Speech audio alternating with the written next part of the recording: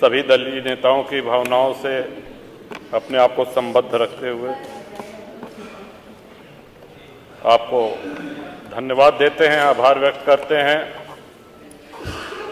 जैसा कि आपके निर्वाचन के समय हम लोगों ने कहा था कि आपका ये कार्यकाल ये नई परंपराओं का, कीर्तिमानों का कार्यकाल हो, ये हम सभी की शुभेच्छा थी।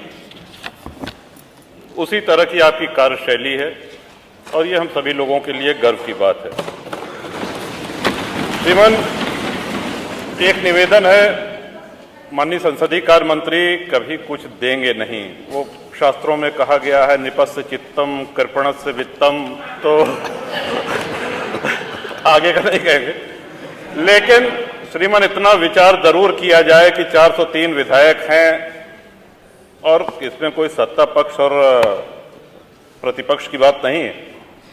अगर सभी लोग कह रहे हैं कि हाँ हमारे क्षेत्र में पेयजल के लिए हैंडपंप की आवश्यकता है, भले आप सदन में मत घोषणा करिए, लेकिन आप जहां से होना है वहां इसको अवश्य हम लोगों की बात पहुंचाइए। क्योंकि अगर आपसे कुछ कहते हैं तो माननीय संसदीय कार्य मंत्री जी का एक बड़ा ही चुप करा देने वाला एक वक्तव्य है कि तुम घुटने के डॉक्टर से जो है दांत के दर्द की दवा मांग रहे हो।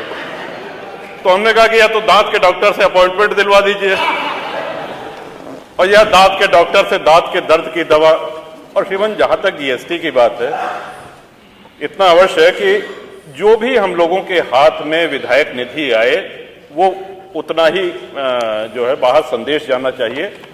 अलग अलग ढंग से जीएसटी को लोगों ने जोड़ा है, कोई कह रहा है 18% तो 4.25 है तो 4 मिलेगा, 3.25 मिलेगा, जो भी मिले आपकी तरफ से यही आना चाहिए कि इतनी विधायक निधि है और ये हमने या तो जीएसटी मुक्त करके पूरा 5 करोड़ दे दीजिए, और नहीं तो 4 करोड़ अगर मिल रहा है तो उसको 4 ही करोड़ बताया जाए, 5 करोड़ ना बताया जाए, क्योंकि जनता ये समझेगी कि हमको बहुत। और ये श्रीमान पूरे सदन की भावना है। इसके साथ ही विधानसभा के सभी कर्मचारी, सभी अधिकारी, आप सबका हम आभार व्यक्त करते हैं। श्रीमान, एक मांग छोटी सी सुरक्षा कर्मियों की तरफ से आई है कि जितने दिन सदन चलता है इनको पौष्टिक आहार भत्ता पुलिस कर्मियों के बराबर दिया जाना चाहिए।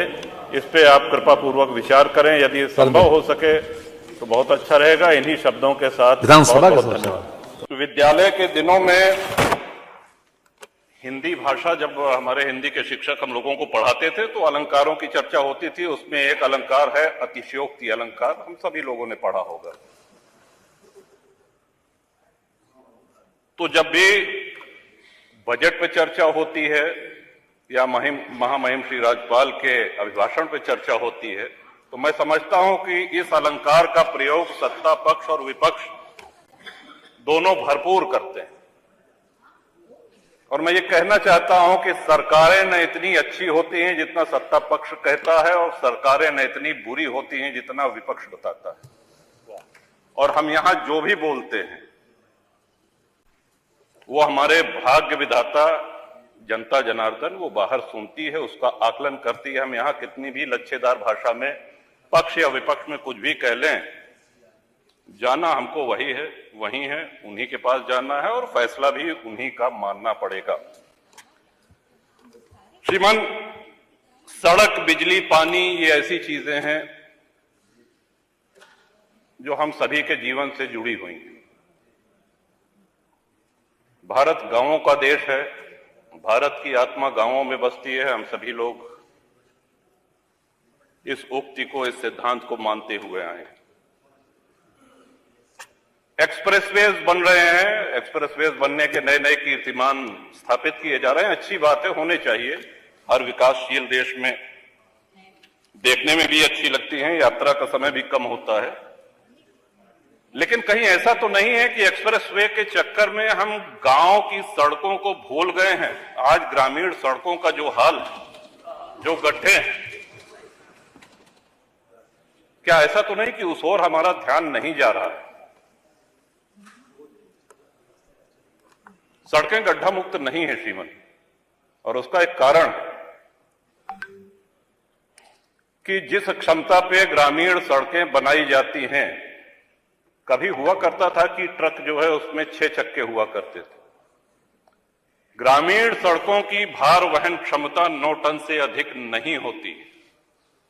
आज 52 टन के ट्रक 20 चक्के 22 चक्के उस पे चल रहे हैं और भार वहन क्षमता उसकी 9 टन पर स्क्वायर इंच PSI है।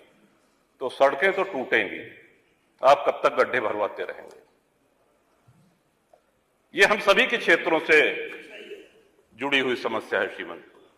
तो या तो ऐसे 10-20 चक्के वाले जो ट्रक है, जो 15-20 चक्के वाले ट्रक है, इनको वर्जित कर दिया जाए। एक अधिकतम उसकी भार वहन सीमा निर्धारित कर दी जाए कि इससे अधिक भारी ट्रक ग्रामीण सड़कों पर नहीं चलेंगे, और या तो फिर ग्रामीण सड़कें उस मानक के अनुसार बनाई जाएं कि ट्रक गुजर जाने के बाद अगर साइकिल और मोटरसाइकिल से या सामान्य यात्री उस सड़क पे चल रहा है तो उसको भी गड्ढा मुक्त सड़क का अनुभव हो, आनंद मिले। ये बहुत ही गंभीर विषय है श्रीमन, और महामहिम श्री राज्यपाल के अभिभाषण में बजट में इसका समावेश होता तो बड़ा अच्छा रहता। दूसरा आ जाते हैं बिजली पे। गांव में 18 घंटे बिजली आ रही, जिला मुख्यालय पे भी आ रही, तहसील मुख्यालय पे भी आ रही। जितना आप लोगों ने बताया, हो सकता है एक आधा घंटा उससे कम ज्यादा हो, लेकिन आ रही। लेकिन बिजली के साथ साथ विजिलेंस का प्रकोप बहुत ज्यादा हो गया है। इस तरह के छापे पड़ रहे हैं लोगों के यहां। कई माननीय सदस्यों ने इसको सदन में कहा भी है। फोन आता है, उनको बुलाया जाता है और उनसे बाहर, बिजली दफ्तर के बाहर उनसे रकम तय की जाती है, उनसे पैसा लिया जाता है, उनसे वसूली की जाती है। समस्या जहां की तहां है। मैं समझता हूं कि इस पे भी माननीय बिजली मंत्री हैं यहां पे उपस्थित, आपके माध्यम से मैं चाहूंगा कि ये ऐसी समस्याएं हैं कि आप इनको चाहे सत्ता पक्ष और चाहे प्रतिपक्ष किसी भी माननीय सदस्य से पूछेंगे तो हम सभी के क्षेत्रों में ये समस्याएं हैं। सड़क, बिजली के साथ साथ पानी। श्रीमान, हर गांव में पानी की टंकी निर्माणाधीन है। जहां नहीं है वहां ये हो कि साहब जमीन चिन्हित की जा रही है, कुछ बन के तैयार हो गई हैं, कुछ बन रही हैं। बड़ा प्रचारित भी किया गया कि साहब अब हैंडपंप नहीं है, अब नल की टोंटी से आप सब लोगों को पानी पीने को मिलेगा। हम भी जानते हैं और यहां बैठे हुए सभी माननीय सदस्य भी इस बात से सहमत होंगे कि नल की टोंटी से गांव-गांव, घर-घर पानी नहीं पहुंचाया जा सकता, और अगर पहुंचाया भी जा सकता है तो कम से कम उसमें 10 वर्ष लग जाएंगे। अब हैंडपंपों की जो स्थिति है, इस बार हम सभी जानते हैं कि बारिश कम हुई है, सर्दी भी कम पड़ी है। आने वाला मौसम विभाग का पूर्वानुमान है कि भयंकर गर्मी पड़ेगी, पानी का स्टेटा नीचे जा रहा है और छोटे हैंडपंप पानी छोड़ना शुरू कर देंगे। विशेषकर जो सूखे क्षेत्र हैं उनको तो विशेष प्रकोप इसका झेलना पड़ता है।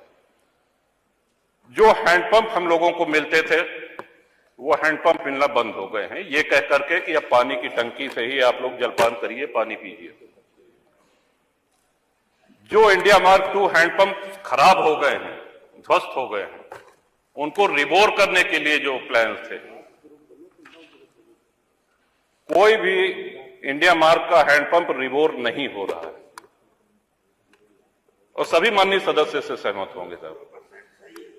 तो आपके माध्यम से सरकार से मेरा अनुरोध है कि जब तक घर घर टोंटी का नल, पानी की टोंटी नहीं लग जाती है, तब तक ये सुनिश्चित कराएं कि India mark hand pump, India II मार्का हैंडपंप जो हम लोगों को मिलता था वो यथावत मिलता रहे। पानी की किल्लत और पानी की हाहाकार जो मचने वाली है आने वाले दिनों में,